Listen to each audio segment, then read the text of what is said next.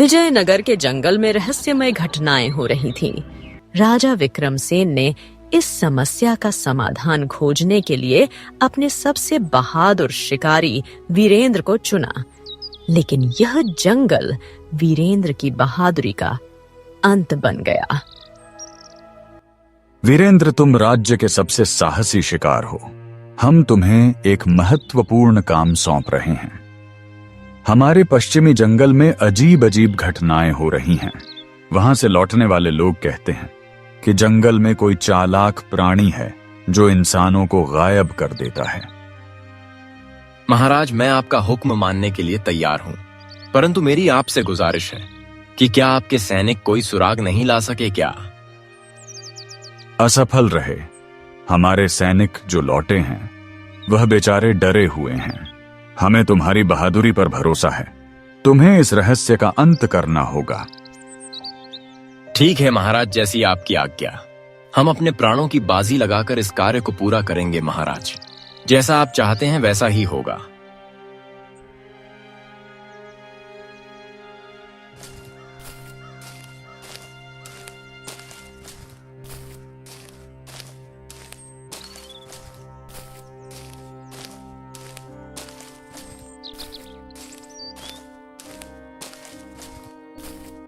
आज तुम्हें दरबार में इतनी देर क्यों हुई? क्या राजा ने कोई आदेश दिया? हाँ सुमति, मुझे राजा ने एक विशेष कार्य सौंपा है। पश्चिमी जंगल में जो रहस्यमय घटनाएं हो रही हैं, उनका पता लगाने के लिए मुझे जंगल जाना होगा। तुम जानते हो कि मैं गर्भवती हूँ। मुझे तुम्हारी जरूरत है और तुम्हें अब इस तरह खतरनाक जगहों पर नहीं जाना चाहिए। अब देखो सुमति, यह मेरा कर्तव्य है। राजा और राज्य का मुझ पर भरोसा है। मैं नहीं जाऊंगा तो कौन जाएगा भला? अगर तुम्हें कुछ हो गया तो हमारा बच्चा तुम्हें पिता के रूप में खो देगा। सुमति, मैं वादा करता हूं, मैं तेरे पास लौट के आऊंगा और देखना हमारी संतान को मुझ पर गर्व होगा। ऐसे नहीं रोते सुमति, है ना? शांत हो जा।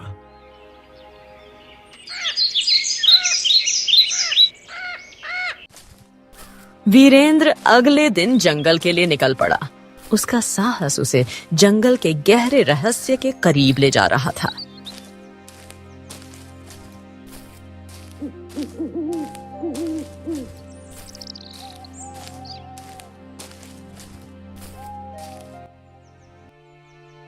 कौन हो तुम और यहाँ क्या कर रहे हो? मैं राजा विक्रमसेन का शिकारी हूँ और इस जंगल में रहस्य का पता लगाने आया हूँ। तुम कौन हो? ये जंगल तुम्हारे लिए नहीं है बेटा। यहाँ आने वाले वापस नहीं लौटते। सुनो, मैं तुम्हें चेतावनी देता हूँ, लेकिन अगर तुम अड़े हो तो भैया जाओ, तुम्हारा सामना अदृश्य शक्तियों से होगा। ध्यान रखना। ऐसा है कि मैं किसी से नहीं डरता। मेरा काम है सच्चाई का पता लगाना और वह मैं करके रहूंगा।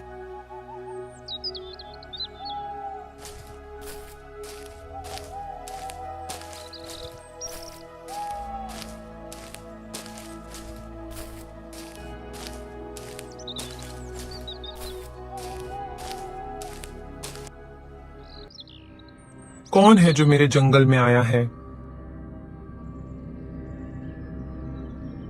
मैं राजा विक्रमसेन का सैनिक हूं और मैं तुम्हारी चालबाजियां का अंत करने के लिए आया हूं, समझे?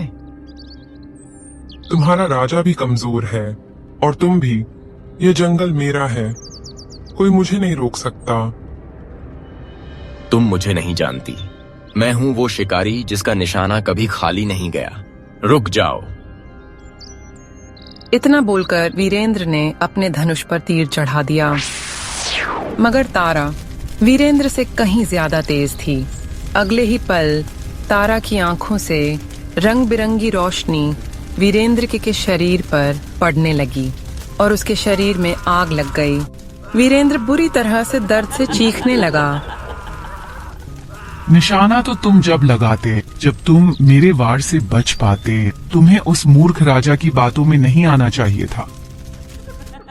कुछ ही देर में वीरेंद्र झलकर राख हो गया और तारा वहां से गायब हो गई। जब वीरेंद्र कई दिनों तक वापस नहीं आया तो राजा विक्रम समझ गया कि वीरेंद्र अब संसार में नहीं रहा। राजा विक्रम गहरे दुख में डूब गया। कुछ दिन बाद राजा विक्रम अपने मंत्री जगन्नाथ से बोला, अरे हमारी तो समझ में नहीं आता मंत्री जगन्नाथ कि उस जंगल का आखिरकार रहस्य क्या है। उस जंगल की वजह से हमने अपने प्रिय साथी, जो कि एक बेहतरीन शिकारी था, उसे खो दिया है। हाँ महाराज, बात तो आपकी सही है, लेकिन मुझे सबसे ज्यादा बुरा तो वीरेंद्र की गर्भवती पत्नी का लग रहा है। वीरेंद्र का बच्चा अभी अपनी माँ की कोख में है और वह तो बेचारा जानता भी नहीं कि उसका पिता जंगल में किसी अदृश्य शक्ति के हाथों मारा गया। हाँ, और यही बात तो हमें खाई जा रही है और हमें तो ऐसा महसूस होता है कि वीरेंद्र की मौत का जिम्मेदार तो सिर्फ मैं हूं। अरे काश हमने उसे जंगल भेजा ही नहीं होता। शांत हो जाइए महाराज, शांत। अपने ऊपर दोष मत दीजिए महाराज, यह वीरेंद्र की नियति थी। मुझे विश्वास है कि एक दिन जंगल का रहस्य खुलकर सबके सामने आ ही जाएगा। निश्चिंत रहिए महाराज। इतना बोलकर मंत्री जगन्नाथ राजा विक्रम के कक्ष से बाहर निकल गया। मंत्री जगन्नाथ के कक्ष से बाहर निकलते ही अचानक राजा विक्रम के कानों में किसी स्त्री की आवाज टकराई। वो आवाज किसी और की नहीं बल्कि जादूगरनी तारा की थी। तेरा प्रिय साथी शिकारी तो अपने अंजाम तक पहुंच गया, अब तेरे अंजाम तक पहुंचने की बारी है। आवाज को सुनकर राजा विक्रम बुरी तरह से चौंक कर इधर उधर देखने लगा, मगर उसे कोई भी दिखाई नहीं दिया। कौन हो तुम? अगर हिम्मत है तो हमारे सामने आओ। कौन हो तुम? मूर्ख राजा, चालाक और शातिर खिलाड़ी के कभी सामने नहीं आते। अगले ही पल राजा विक्रम के शरीर में आग लग गई और वह बुरी तरह से चीखने लगा। कुछ ही देर में राजा विक्रम जलकर राख हो गया। राजा विक्रम की मौत से उसकी पत्नी यशोदा अंदर तक टूट गई। कुछ दिन बाद मंत्री जगन्नाथ रानी यशोदा से बोला, महारानी शांत हो जाइए, शांत हो जाइए। इस दुख की घड़ी में आपको यह भी देखना है कि महाराज ने अपने पीछे एक राज्य को भी छोड़ा है जो अनाथ महसूस कर रहा है। अगर आप इस तरह से टूट जाएंगी तो यह हमारे राज्य के लिए सही नहीं होगा। शांत हो जाइए महारानी, शांत हो जाइए। महाराज के जाने का दुख मुझे भी है, शांत हो जाइए। तो आप क्या चाहते हैं मंत्री जी? मैं क्या करूं? मेरे पति का रहस्यमय परिस्थिति में मर जाना मेरे लिए बहुत दुख की बात है। कभी कभी सोचती हूँ कि मैं अपने इकलौते पुत्र आदित्य को, जो कि अभी केवल 2 वर्ष का है, जब बड़ा हो जाएगा तो उसे क्या जवाब दूंगी। महारानी यशोदा, आपको हिम्मत से काम लेना होगा। मत भूलिया के महाराज का प्रिय साथी वीरेंद्र शिकारे भी जंगल में रहस्यमय परिस्थिति में मारा गया। उसके पत्नी भी गर्भवती है। उसके बच्चे ने तो अभी इस संसार में जन्म भी नहीं लिया। उसके पत्नी के दिल पर भला क्या बीत रही होगी, यह भी सोचिए। मंत्री जगन्नाथ की बात सुनकर रानी यशोदा मंत्री जगन्नाथ की ओर गौर से देखती हुई बोली, मैं आपकी बात का मतलब नहीं समझ पा रही हूँ। मंत्री जी, आप कहना क्या चाहते हैं? साफ साफ बताइए। महारानी, राजा विक्रम के बाद सिंहासन खाली है और खाली सिंहासन दूसरे राज्यों की नजरों में बहुत जल्दी आ जाता है। आपका पुत्र राजकुमार आदित्य अभी केवल 2 वर्ष का है और राजा विक्रम का कोई भाई भी नहीं है। मैं चाहता हूं कि आप स्वयं सिंहासन के बागडोर संभालने महारानी की। यह सुनकर रानी यशोदा बुरी तरह से चौंक पड़ी। ये आप क्या कह रहे हैं मंत्री जगन्नाथ? इस तरह से चौंकिए मत महारानी। और महारानी, मैं सही कह रहा हूं, आपको सिंहासन की बागडोर संभाल लेनी चाहिए। मुझे विश्वास है कि आप राज्य को राजा विक्रम की तरह बहुत ही कुशलतापूर्वक चला सकती हैं। इतिहास गवाह रहा है कि जब भी किसी रानी ने सिंहासन संभाला तो उसने इतिहास ही बनाया है। निश्चिंत रहिए महारानी। मंत्री जगन्नाथ की बात सुनकर रानी यशोदा गहरी सोच में डूबती हुई मंत्री जगन्नाथ से बोली, ठीक है मंत्री जी, अगर मेरी नियति में यही लिखा है तो यही सही।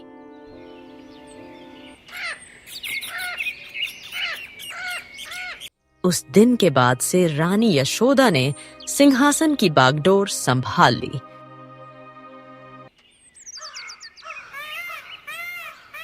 कुछ समय बाद सुमति ने एक पुत्र को जन्म दिया। उसने अपने पुत्र का नाम अर्जुन रखा। समय बीतने लगा।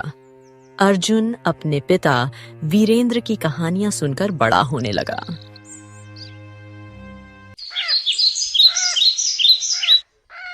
दस वर्ष की आयु में अर्जुन ने अपनी माँ से अपने पिता के बारे में पहला सवाल किया। माँ सब कहते हैं कि मेरे पिता बहुत बहादुर थे, लेकिन वह है कहाँ? वह कभी वापस क्यों नहीं आए? तुम्हारे पिता वीरेंद्र इस राज्य के सबसे बहादुर शिकारी थे। राजा विक्रम ने उन्हें जंगल की रहस्यमय घटनाओं का पता लगाने भेजा था, लेकिन वह कभी लौट कर नहीं आए। जंगल? क्या हुआ वहाँ माँ? मैं नहीं जानती। इस जंगल ने तुम्हारे पिता को मुझसे छीन लिया। माँ, मैं बड़ा होकर जंगल जाऊंगा। मैं पिता की मौत का कारण ढूंढूंगा और उनकी तरह बहादुर बनूंगा, देख लेना।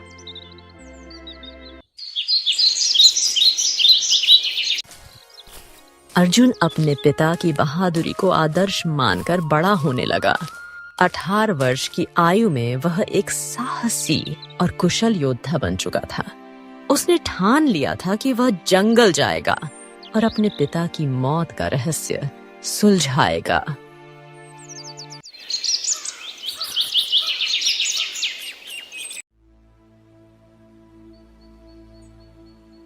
अर्जुन, मुझे तुम्हें खोने का डर है। तुम्हारे पिता की तरह तुम मेरी पूरी दुनिया हो। माँ, मैं वादा करता हूँ कि मैं तुम्हारे पास लौटूंगा और पिता के नाम को फिर से जीवित करूंगा। निश्चिंत रहो माँ।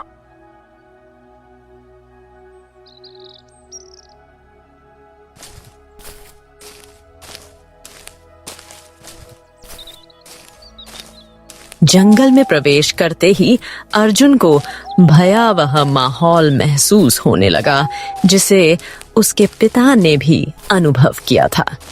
लेकिन अर्जुन के इरादे मजबूत थे। अरे अरे, तुम्हारी चाल ढाल तो उसी शिकारी के जैसी लगती है जो बरसों पहले यहाँ पर आया था। कौन हो तुम? मैं अर्जुन हूँ, उसी शिकारी का पुत्र हूँ।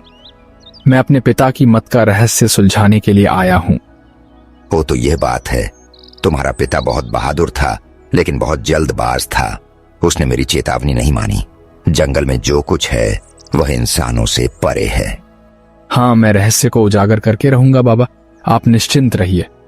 हाँ तो ठीक है, सुनो, यहाँ से कुछ दूर एक खंडहर है। वहां तुम्हें एक औरत मिलेगी। तुम उसका सामना नहीं कर पाओगे। बरसों पहले मैं तुम्हारे पिता को यही बात तो बताना चाहता था, मगर वह मेरी पूरी बात सुने बगैर मुझे नजरअंदाज करके चला गया था। हाँ।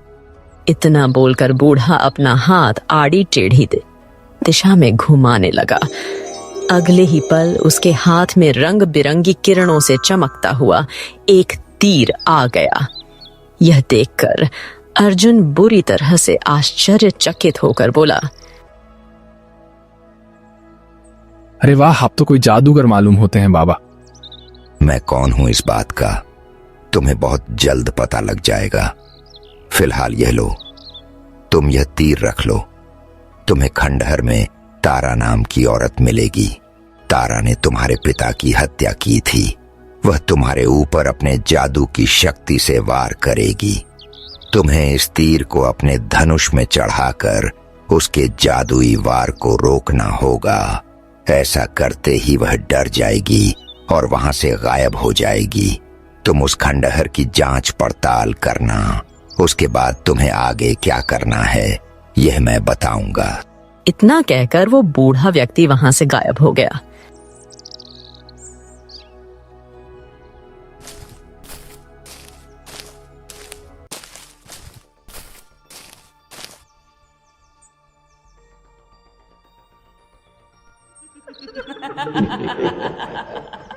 तुम्हारे पिता भी यहाँ आए थे और तुम्हारी तरह ही बहादुर होने का दिखावा करते थे, लेकिन अंत में क्या हुआ? तारा, मुझे पता है कि तुमने मेरे पिता को मारा है। अब तुम्हारा अंत करने का समय आ गया है।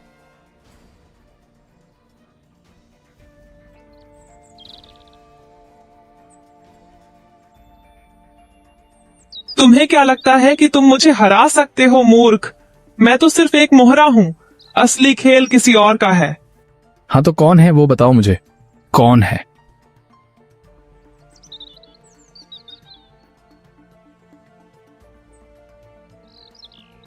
अर्जुन उस खंडहर के बाहर आ गया। बाहर वही बूढ़ा व्यक्ति खड़ा था।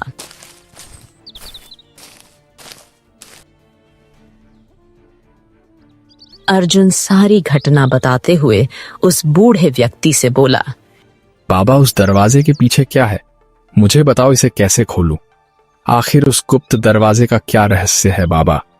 अर्जुन, वो दरवाजा यशोदा के जादू से बंद है। उसे खोलने का मंत्र केवल यशोदा जानती है। हाँ। यह सुनकर अर्जुन बुरी तरह से चौंक पड़ा। ये क्या कह रहे हैं आप? वो तो महाराज विक्रम की पत्नी है। हाँ, उसने अपने पति राजा विक्रम को धोखा दिया और तारा के साथ मिलकर यह साजिश रची है। समझे क्या है? आखिर तारा का और महाराज विक्रम की पत्नी यशोदा का संबंध क्या है? बूढ़ा व्यक्ति बहुत ही रहस्यमय अंदाज में अर्जुन की ओर देखकर बोला,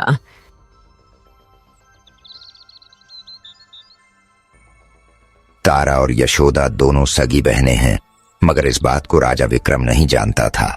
सच तो यह है अर्जुन कि राजा विक्रम ने यशोदा के साथ प्रेम करके विवाह किया था और वर्षों पहले राजा विक्रम इसी जंगल में शिकार करने आया था, जहां उसकी मुलाकात यशोदा नाम की एक सुंदर स्त्री से हुई। राजा विक्रम पहली ही नजर में यशोदा को दिल दे बैठा और उसे पत्नी बनाकर अपने महल ले गया, मगर वो नहीं जानता था कि उसकी पत्नी यशोदा एक महत्वाकांक्षी औरत थी, जो राजा विक्रम की पत्नी बनकर राज्य की सत्ता संभालने का सपना देखने लगी। वह अपने मन की बात राजा विक्रम से नहीं कह सकती थी। इसीलिए क्या करा कि उसने अपनी बहन तारा का साथ लिया। तारा, जो कि काली जादू की प्रक्रिया में माहिर जादूगरनी थी।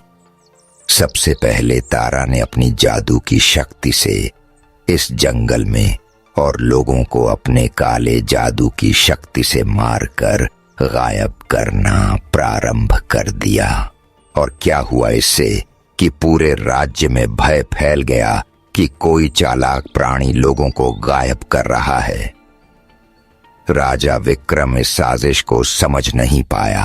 राजा विक्रम की पत्नी यशोदा को लगा था कि राजा विक्रम स्वयं जंगल में पता लगाने के लिए जाएगा, मगर राजा विक्रम ने अपने साथी वीरेंद्र को चुना। तारा ने वीरेंद्र को मार दिया। अब यशोदा समझ गई कि राजा विक्रम एक चालाक व्यक्ति है और फिर उसने महल में ही काला जादू करना प्रारंभ कर दिया और अपने काले जादू की शक्ति से ही राजा विक्रम को महल में ही जलाकर राख कर दिया।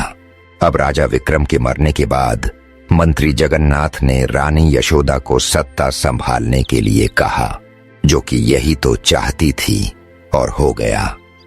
अर्जुन, सच तो यह है कि यशोदा और तारा दोनों ही माहिर जादूगरनियां हैं और वह दोनों डायने हैं, और मुझे विश्वास है कि सत्ता के लालच में यशोदा अपने पुत्र राजकुमार आदित्य को भी जीवित नहीं छोड़ेगी, क्योंकि डायने अक्सर अपने पुत्र को भी खा जाया करती है। और यह कौन है? डायन ही तो है। डायन? ओ, यह बात है, लेकिन एक बात मेरी समझ में नहीं आई। बाबा, आप इन सब के बारे में इतना सब कुछ कैसे जानते हैं? अर्जुन ने इतना कहा ही था कि तभी रंग बिरंगी किरणों के साथ वह बूढ़ा एक सुंदर युवक में परिवर्तित हो गया। हाँ, आप कौन हैं? मैं इस जंगल में रहने वाला जंगल का देवता हूँ। तुम मुझे वन रक्षक भी कह सकते हो। अब देर मत करो, तुम्हें मेरा रहस्य पता लग गया है। आओ आओ मेरे साथ।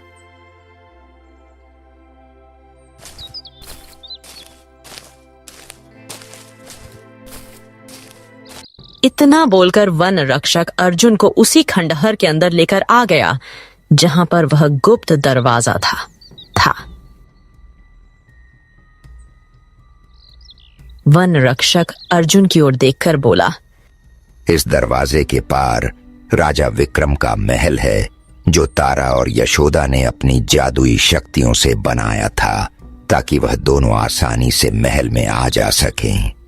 मैं इस दरवाजे को खोल देता हूं। जैसे ही मैं यह दरवाजा खोलूंगा, तुम इस दरवाजे के अंदर चले जाना। तुम सीधे यशोदा के कमरे में प्रवेश करोगे, जहां पर तुम्हें तारा भी मिलेगी, लेकिन याद रखना, जो तीर तुम्हें कुछ देर पहले दिया था, तुम्हें उस तीर से सीधे यशोदा के ऊपर वार करना है। तीर जैसे ही यशोदा के शरीर पर लगेगा, यशोदा के शरीर में आग लग जाएगी, मगर उसके साथ साथ तारा के शरीर में भी आग लग जाएगी और उन दोनों का खेल वहीं समाप्त हो जाएगा। इतना कहकर वन रक्षक ने उस गुप्त दरवाजे पर अपना हाथ रख दिया। उसके हाथ रखते ही दरवाजा खुल गया। जाओ, इसके अंदर प्रवेश कर जाओ, जाओ।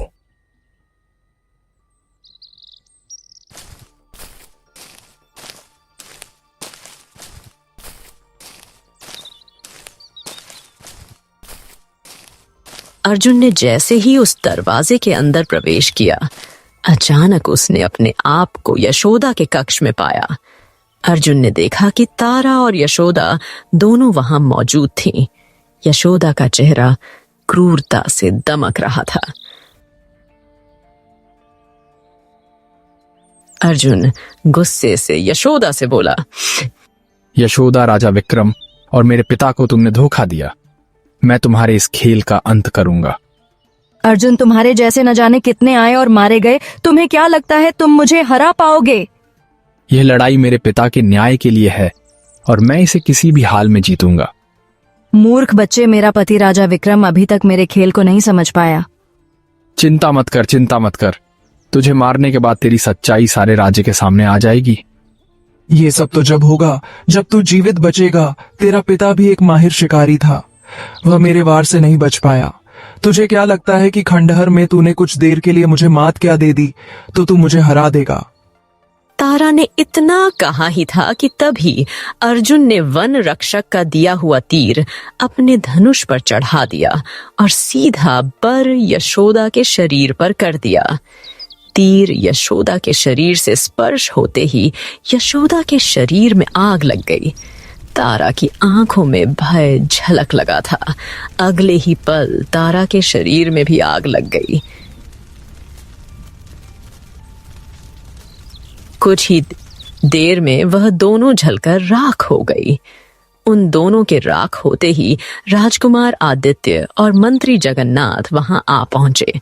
अर्जुन उनसे कुछ कहने ही वाला था कि तभी मंत्री जगन्नाथ अर्जुन से बोले, कुछ भी कहने की जरूरत नहीं है अर्जुन। मैं तुम्हें जानता हूं, तुम वीरेंद्र शिकारी के पुत्र हो। कुछ देर पहले क्या हुआ था, मैंने और राजकुमार आदित्य ने अपनी आंखों से सब देख लिया है। मुझे अभी भी विश्वास नहीं हो रहा कि मेरी माँ ने ही मेरे पिता की हत्या की थी। अर्जुन मंत्री जगन्नाथ और राजकुमार आदित्य को सारी घटना बताते बोला, तारा और यशोदा जादूगरनियां थी, वह दोनों डायने थी। इतना बोलकर अर्जुन आदित्य से बोला, आदित्य, मुझे विश्वास है कि अगर तुम्हारी मां जीवित होती तो वह तुम्हें कभी इस राज्य का राजा बनने नहीं देती, और अगर तुम कभी इस राज्य का राजा बनने की उनसे बात करते तो वह तुम्हें भी अपने जादू की शक्ति से तुम्हारे पिता की तरह मार देती। अर्जुन की बात सुनकर राजकुमार आदित्य ने अपनी गर्दन नीचे कर ली। क्योंकि वह जानता था कि अर्जुन का एक एक शब्द सच्चा है। अर्जुन विजय मुस्कान लेकर अपने घर लौट आया।